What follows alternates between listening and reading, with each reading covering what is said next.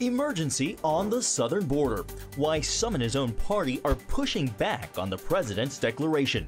Investigating the administration. We examine the rise of congressional probes on the president and how Tim Tebow made the transition from football to filmmaker. All this and more tonight on Faith Nation.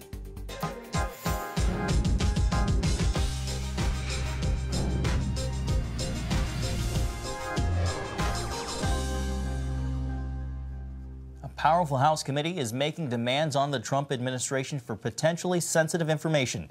Welcome to Faith Nation. I'm John Jessup. And I'm Jenna Browder. Tonight, Democrats are pulling the trigger on a massive document request from the president's sons, the Trump Organization, and dozens of associates. Abigail Robertson has more on the request from the House Judiciary Committee. Abigail? That's right. Thanks, John and Jenna. The Democrat head of the House Judiciary Committee indicated this sweeping inquiry over the weekend, and now it's here. More than 80 requests for information. And today, the president called this move the latest in a political conspiracy. It's a political hoax. There's no collusion. While the president dismissed this latest foray from House Democrats, he agreed to comply. I cooperate all the time with everybody. And you know the beautiful thing? No collusion. It's all a hoax. The Democrats' growing search includes 81 new document requests, with Judiciary Chairman Jerry Nadler laying out their focus. We will be issuing document requests to over 60 different people and individuals from the White House to begin the investigations, to present the case to American people about obstruction of justice, corruption, and abuse of power. The collusion delusion. The president sent a preemptive strike Saturday before a home team crowd at the Conservative Political Action Conference. Robert Mueller never received a vote. Targeting the man in charge of the Russia investigation. I'm going to recuse myself. And mocking his former attorney general's decision to take himself out of the probe. I saw a little shifty shift. Then turning to the chairman of the House Intelligence Committee. He went into a meeting and he said, we're going to look into his finance. I said, where did that come from? We're also looking at persistent allegations that the Russians have been laundering money through the Trump Organization. I don't know that that's true, but if it is, again, it's a profound compromise of this president. Congressman Adam Schiff detailed that aspect of the broadening inquiry on Sunday. Well, we'll need to talk to some of the banks that have been doing business with Mr. Trump, like Deutsche Bank, which has had a history of laundering Russian money. It was a bank, one of the very few, if only, that would do business with Mr. Trump after American banks refused. But we also will want to speak with the accountants, the chief financial officers for the Trump Organization, and others who would have information about the Moscow Trump Tower deal, about the issue of money laundering. In fact, we're bringing Felix Sater in to talk about Moscow Trump Tower in a couple weeks. So there are any number of witnesses that can shed light on whether America's national security is compromised because the president has been pursuing financial interests with the Russians. The president said the latest barrage from the Democrats is just more of the same. There's no collusion. So now they go and morph into, let's inspect every deal he's ever done. The House committee requesting these documents is the same panel that would hear impeachment proceedings. So far, Democrats have shed away from calling to impeach the president. But this sweeping document request is raising new questions about the Democrats' strategy. All right, Capitol Hill correspondent Abigail Robertson, thanks so much. Well, President Trump's emergency declaration is one step closer to defeat in the Senate, thanks to Kentucky Republican Rand Paul. White House correspondent Ben Kennedy joins us with the latest. Ben, with Rand Paul now joining the opposition, what's the vote tally among the president's Senate GOP allies? Well, John, Senator Paul becomes the fourth Republican to join Democrats on the resolution that would block the president's emergency declaration, but not so fast, as the House did not get the votes to override a likely presidential veto. Last month, I declared a national emergency. But President Trump's getting pushback on Capitol Hill. Even the Republican-controlled Senate is set to vote against him. To terminate the president's declaration of a national emergency to build his border wall. Senator Rand Paul is the latest Republican to team up with Democrats to block the president's plan, saying, "I can't vote to give the president the power to spend money that hasn't been approved by Congress." The president's declaration locks down $8 billion for a border wall by tapping accounts in the Defense and Treasury departments. This move aims to stop illegal drugs, gangs, and human traffickers from crossing into the U.S. Mr. President, I support funding for better border security, including physical barriers where they make sense. I understand that the president is disappointed that the funding he requested did not pass. But the failure of Congress to pass funding in the amount the president prefers cannot become an excuse for the president to usurp the powers of the executive branch. Critics argue the president is abusing his authority and warn this move would open the door for future Democratic presidents to do the same. A lot of people talk about precedent, that if we do this, the Democrats will use national emergency powers for something that we don't want. They're going to do that anyway, folks. The best way to stop that is to make sure that I win the election. On this vote, the yeas are 245. The nays are 182. The joint resolution is passed. Last week, the House took the first step to shut down the president's declaration.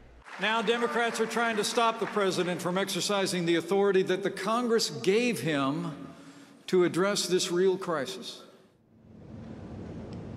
And again, it's not just Democrats. 13 Republicans sided with him in the House. If the Senate votes as expected, the president said he will veto it. It's highly unlikely Congress will have enough votes to overturn that veto. John, Jenna? Highly likely and unlikely indeed. Ben, even as we watch all of this unfold, more Democrats are jumping into the field to challenge President Trump in 2020. Who's the latest to announce? Well, John, today former Colorado Governor John Hickenlooper announced he will seek the Democratic nomination for the president in 2020. The 67-year-old is a former geologist and a small business owner. The two-term governor will join the growing field, as you were just talking about, John, of hopefuls poised to challenge President Trump. Ben Kennedy reporting at the White House. All right, thank you, Ben. Well, the president is vowing to sign a measure to guarantee free speech on college campuses, regardless of political leanings. The announcement reportedly coming in response to conservative activists being silenced on college campuses across the country. Today, I'm proud to announce that I will be very soon signing an executive order requiring colleges and universities to support free speech if they want federal research dollars. And a captive audience indeed. The White House hasn't released any details on when the executive order would be signed. Joining us now is Dr. Stephen Perry, Interim Dean of the Robertson School of Government at Regent University. Dr. Perry, thanks for being with us. Yeah, you're welcome. Glad to be here. Is an executive action over campus free speech something you'd support? Is this a necessary protection? I would support it. I think it's something that we live in an environment, especially in higher education, where it's difficult for conservatives to be heard at many universities across the country. And when I taught at Illinois State University, I had students that would come to me as a faculty sponsor of some conservative groups, and they would ask how to deal with certain professors. So it is something that's been going on for years, and I think that the executive action could indeed be helpful. What kind of impact do you think it'll have on a university like Regent University? Well, from what the president said in his CPAC address, he sees this as restricting government funds, federal funds for research. Research is not, the federal funds is not something that I'm aware of that Regent is receiving for research. So I guess it depends on exactly how far that executive action goes, whether Regent would even be included, because at this point, we don't have those types of research grants.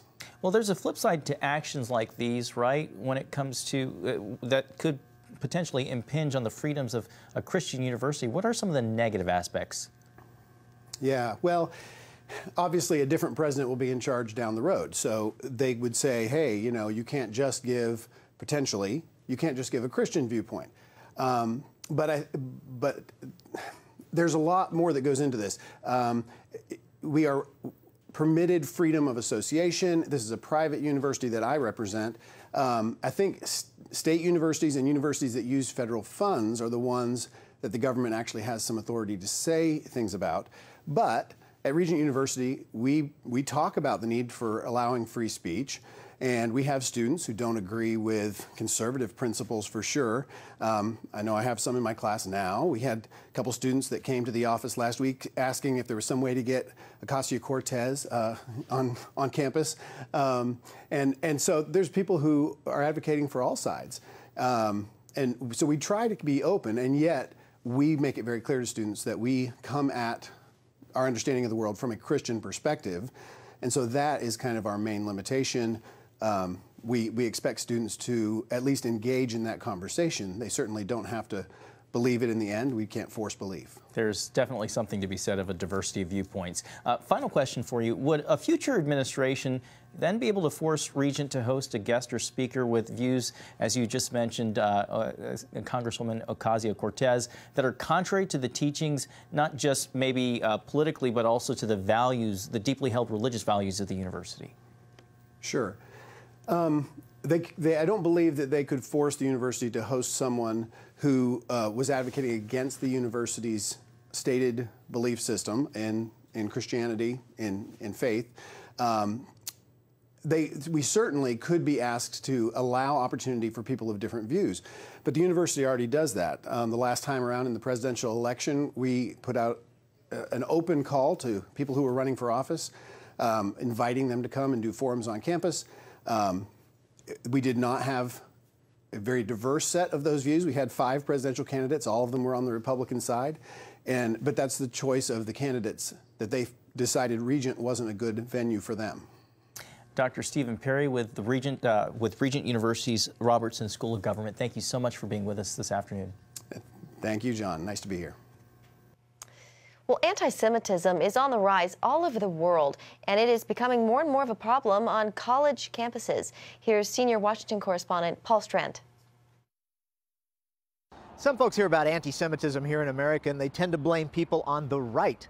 But often, it's coming from the left, and sometimes right here on college campuses. The truth is that anti-Semitism has been on the rise across the board. The Anti-Defamation League talks about how there's been an uptick. I think it's 57% increase, but on the university campuses, just in the last year alone, it's over 80%. For example, UCLA is taking heat for hosting the Students for Justice in Palestine annual conference. As philanthropist Adam Milstein pointed out in a tweet, its members use words like, "Let's stuff some Jews in the oven," "Kill all the Jews," "Don't hesitate to slash their throats." Aliza Lewin of the Brandeis Center speaks of Jewish students afraid to wear shirts showing Hebrew. Because when they wear Hebrew t-shirts, they feel that it makes them a target. Being accosted by other students and calling them Zionist baby killers and that sort of thing. Professor David Bernstein at George Mason University's Law School writes about anti-Semitism. Some of it comes from Middle Eastern Muslim students now studying here. Anti-Semitism is common and unobjectionable in the Middle East. Rates of anti-Semitism in Syria, the Palestinian territories, Jordan, Egypt are 80% plus. And the Jews get judged for their defense of the Jewish homeland, Israel. If you demonize Israel, if you think that Israel is so awful that it should be the one country singled out for sanctions and boycotts and all that, then you say to yourself, well, who's defending this evil country? And not surprisingly, the people who are most active in defending Israel on many campuses are Jews, so there must be something wrong with the Jews. Lewin says people on campus who say they're just anti-Zionist, not anti-Jew, don't understand how crucial Zion is to most Jews. The special feeling about Zion, about Israel, is an integral part of Jewish identity. It is there's a deep spiritual, religious connection to Israel that predates the creation of the modern state of Israel. Some folks dream that things like racism and anti-Semitism may just fade away as civilization progresses. But if it's starting to bubble up on college campuses and among the young, maybe it's a dream that has to be put off for a while. Paul Strand, CBN News, reporting from the George Mason Law School. Thank you, Paul. Well, freshman Congresswoman Ilhan Omar is once again facing backlash for remarks that were widely seen as anti-Semitic, and now Democratic leaders are taking action. Speaker Nancy Pelosi and top House Democrats are expected to put a resolution on the floor Wednesday. This after Omar had a public clash over the weekend with a Jewish lawmaker. The exact details of what the resolution will include are still being worked out. This isn't the first time Omar has been admonished for her anti-Israel rhetoric. Just a few weeks ago, comments she made were officially condemned by Pelosi and many others. When we come back, why some across the country believe the American dream is dead. Welcome back. Well, how attainable is the American dream today? Is it alive and well, or is it dying? Well, it depends on who you ask. New research shows that the heart of whether a community thrives or dies is the strength of its churches. Today, Jennifer Wishon sat down with journalist Tim Carney to talk about his new book, Alienated America. I wanted to know why so many people thought the American dream was dead, because I think that attitude of hopelessness itself causes all sorts of bad outcomes. That people were not just seeing bad economic numbers, but men were dropping out of the labor force. I saw numbers about deaths of despair going up. That's suicides, drug abuse, alcohol abuse. You even see the lifespans shortening. So I knew something was wrong out there, and I wanted to figure out what it was. And too many of the explanations were just about economics, or they were blaming people. Oh, these are deplorables, clinging to their guns and Bibles and not willing to take care of themselves. And I knew that those explanations were wrong. So that's why I went out around the country and tried to see what it is and dug into all the data. What is it that's causing these, the places that are doing poorly? And I compared it to the places that were doing well. And the biggest difference was the strength of community institutions, particularly in Middle America. It was the strength of churches. Those were the places where they were strong and bringing people together regularly. You had better outcomes. And where they were disappearing and population was disappearing, the people left behind were really struggling. You write that to explain Trump's core supporters, many commentators pointed to the factories that were closing, but they should have been pointing to the churches that were closing. Yeah, Donald Trump was a politician who came and said, the American dream is dead. And that sounded crazy to so many people, but it resonated among a lot of people. Early on, I think his core supporters were the ones who heard him say, the American dream is dead. And where that sounded the most true were the places where they didn't have any more the Friday fish fries, where they didn't have any more the high school football games that everyone was going to, where the local library had shut down, where parents weren't involved in the schools. Those are the places that the American dream seemed most dead, even more important than the economic factors. What is the American dream? Is it the things that accompany the American dream, or are those things actually the American dream, like potlucks and going to Christmas concerts and T-ball? That's exactly right. So many people have an economic explanation of the American dream. I think that that's related, but it's off base. It's not owning a home. It's not making a ton of money. It really is being connected, usually through an institution, to your neighbors, to other people who share the same common higher purpose. The true message behind Tim Tebow's new movie when we come back.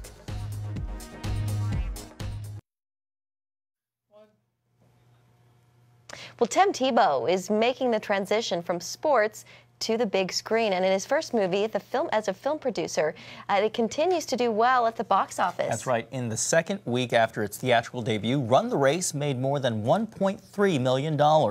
Ephraim Graham sat down with Tebow to learn more about the film. Tim Tebow has gone from Heisman Trophy winner with the Florida Gators to NFL quarterback to minor league baseball player, gearing up for yet another season. You look at the last 10 years and all the twists and turns that my life has taken, and not a lot of them you could have possibly predicted, but I tell you what, I'm grateful for all of them, even the lows, because I love what I'm doing. And doing it well, adding filmmaker to his credits with a movie that includes a mention of his beloved Florida Gators. This is it. We got the beat! It's in our feet! It's in our hair! It's everywhere! Run the Race recently premiered in Hollywood. with Tebow strolling the red carpet with his new fiancée, Demi Lee Nell Peters, Miss Universe 2017. And I couldn't be more proud of them. Thank you. For both of you now, how's the wedding planning going? I guess that's a question for me. Yeah, right? that's more of a question for her.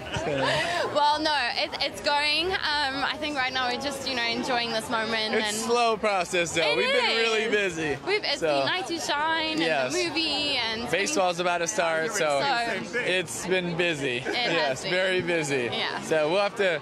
When we get more time, then we can really work on that. Next steps. One at a time. Yes. The couple made headlines following Tim's surprise and romantic proposal during the Christmas holidays. First off, congratulations on the engagement. How are you feeling? Great. I love it. I'm happy. Very, very nice. Very grateful she said yes. Yes, indeed. Hope the planning goes smoothly. Thank you. Now, getting back to run the race.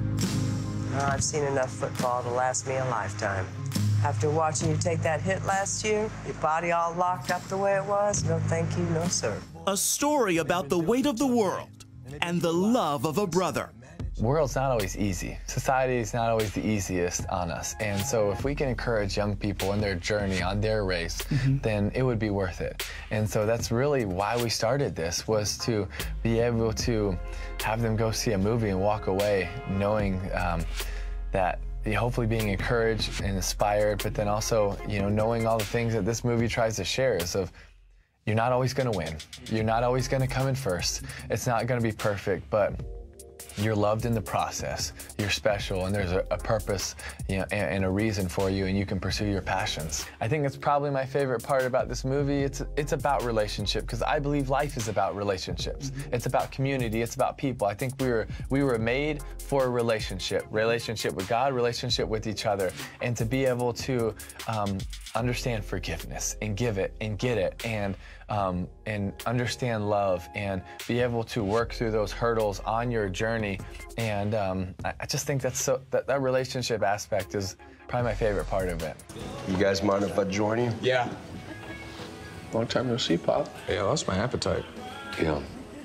I'll come by. Now that you're not there, this one won't let me in. Yeah, I figured. Why didn't you say anything? Don't see why I'd waste my breath on this guy. I heard you're doing real well on the football field this season, Zach. Did you? Yeah. In fact, rumor has it that you're going to shatter all my district records. Yeah, no. I'm going to wipe your name off the record books. You can count on that. This is really a roller coaster for these two young men on this story, coping with loss and tragedy. Yes. How do you cope with loss? People would probably say, well, you don't lose, but how do you cope with loss? No, you definitely lose. It's, I've lost, a lot of things, whether it's been people I've been close to, whether it's been wish kids that I've loved and they've gone to heaven early, whether it's been not necessarily all your dreams going the way you want. But in the midst of it, what do we have to hold on to? Who do we have to hold on to? And when everything around us feels like it's shaken, who are we and whose are we? And I think that's what's important and that's what's special. And everybody's on their own journey and their own race, but there are some similarities and some ties and things we all go to, and that's fear and it's doubt and it's the unknown and it's are we good enough and it's are we loved and all these same questions that we all ask. And I think that's what Run the Race really touches on. Hopefully you'll do it again. Yes, sir. He is a man of many hats. No kidding. That movie looks good. Yeah. Well, that's going to do it for tonight's Faith Nation. Have a good night. I was